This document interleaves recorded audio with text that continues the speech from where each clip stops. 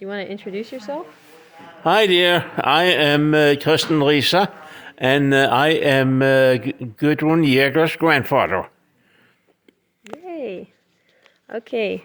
My first question is where in Norway were you born?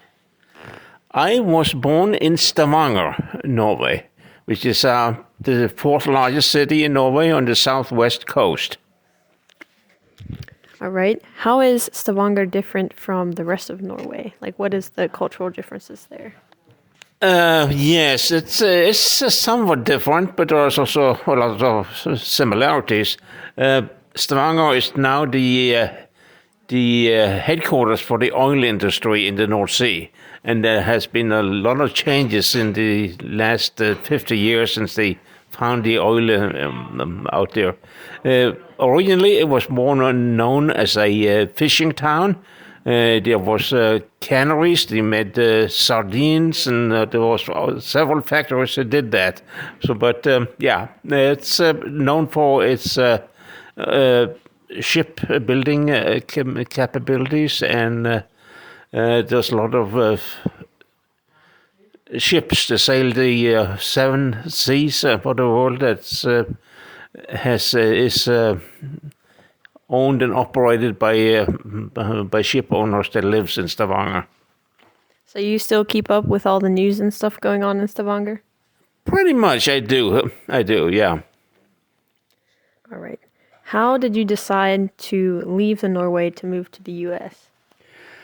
Opportunities, I think it was. I was had 2 years of technical education in Norway, and I found out about this particular school from France, and the school that I went to, it gives you the 2 first years of engineering, and it has connections with several university in the United States, so you can finish up. And I thought that was very interesting, and I went that way.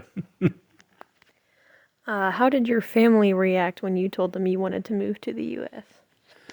Well, they were a little bit skeptical at first, but they also wanted to help me as such. But I went to come here to want to go to Purdue University, which is a well-known engineering school. But my parents didn't know anything about it at home. It just so happened that the year before, there was distant relatives. They came from America. The wife of the team was this second cousin, I believe, of my grandmother in Norway, and she was married to a person who was a professor of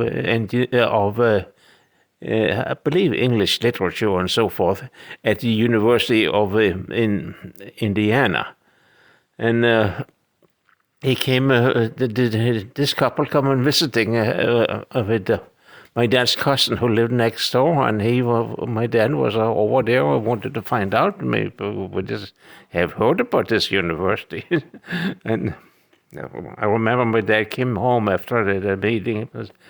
He said, "You know what? This guy, this distant relatives says Purdue University is excellent. He could not get any better place to go."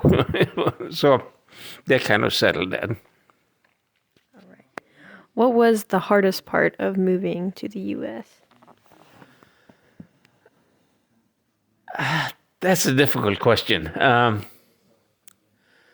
I don't know. There was I did fairly good at English before I came here, but there was Americans spoke a little different than the British English that I have learned. So and there was things that was kind of different from what I was used to, but overall it went fairly well. Yeah.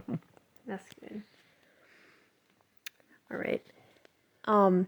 So something about you, Morfar, is that you decided to keep your Norwegian citizenship and you're not yet a American citizen. So, is there a particular reason you decided to keep your Norwegian citizenship? Yes, I think so. Uh, in all the years that I have been here, if you're going to obtain American citizenship, it meant that you had to give up your own. And I was very reluctant to do that. I was in the military, and a veteran of the Norwegian Air Force, and I spent time there.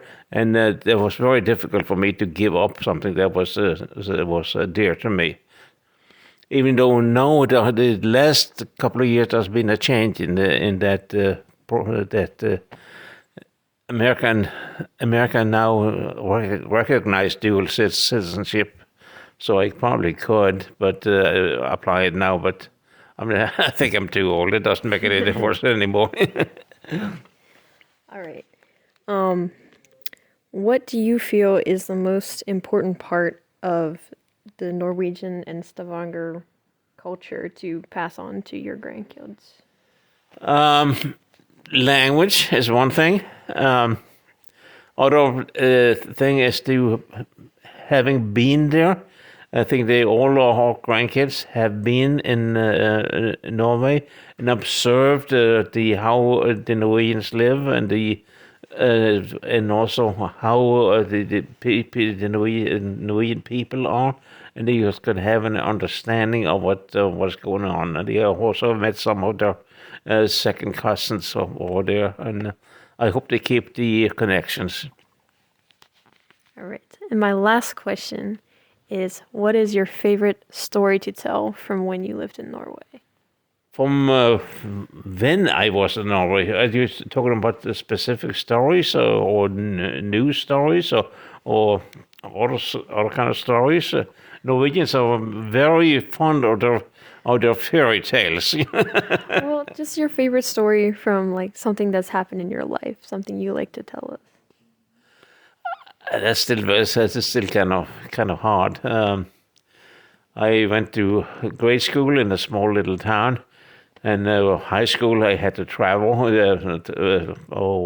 12 miles on the train to get there, back and forth every day. That was kind of, it was different. We didn't have school buses. And then at that time, students didn't have air. But yeah, so early every morning I had to get ready for school and rush to the train station and get on the train and and we got there a little bit before school started. And when the school was over, that was the opposite. We had to rush to the train stations to catch the train to get back home again. Yeah. All right. That's all I have for you. Thank you for your time, Morfar. You're quite welcome. Is there anything else you want to say, or you done? No, not really. But I kind of enjoyed this little conversation we had, and I hope you find it useful. Dad, tell them the story about your dad, the doctor, during World War II. No. Are You can if you want. Hmm? You can tell if you want. No, I thought that's not that necessary. Okay. Kristen, that's an important story. Okay, all right. I think you should tell it. Tell There's the ones about the little headlights and the guns in the car. Oh yeah. Okay, continue. Ask me again. Okay. Tell us a story about your dad, the doctor. Oh, okay. Yeah, they're asking me to tell a little bit more about World War II, and my father, he was a doctor. He had a family practice in a small town in Norway, and he had office hours in the mornings, and he went on the house calls, which what doctors did in the old days, in the afternoons and evenings, and also during he established his practice just as the war broke out, the World War II broke out, and there was a difficult time, And yeah, you were not safe, traveling and so forth. And everything has to be dark. There was no lights. They had to get outside the houses so they could. Were afraid of bombing from planes from England. Well, the Germans made them do that because we were occupied by the Germans. And that was also very difficult to travel to house calls when it was dark. You had to have made people have black tape over the headlights over just a tiny little glow, so that it was difficult to see. And I remember one time he was telling me he was stopped by the Germans, and he pointed his guns into the car and so forth, and but he managed to explain what he was doing and so forth, and they let him go. So it was dangerous times. Yeah. Oh, another story that they like to tell is about my mother. She was a very strong woman and had her wits about her. She had a sewing machine, and that's it. She liked to sew. And also in the house that we lived, the Germans came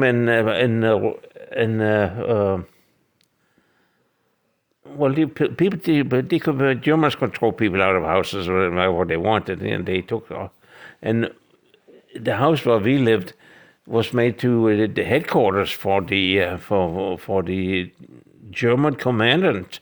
So he lived there, and he had the two lackeys, the worker with him there.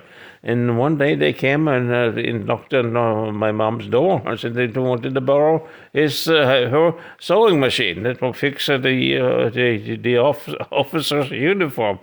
And my mom said, no, this is my sewing machine. You are not going to get it. And she could have been arrested, but nothing really happened. So I had to get that story in there. Thank you. Thank you very much, Morfar. Okay. Okay, we're done for real now.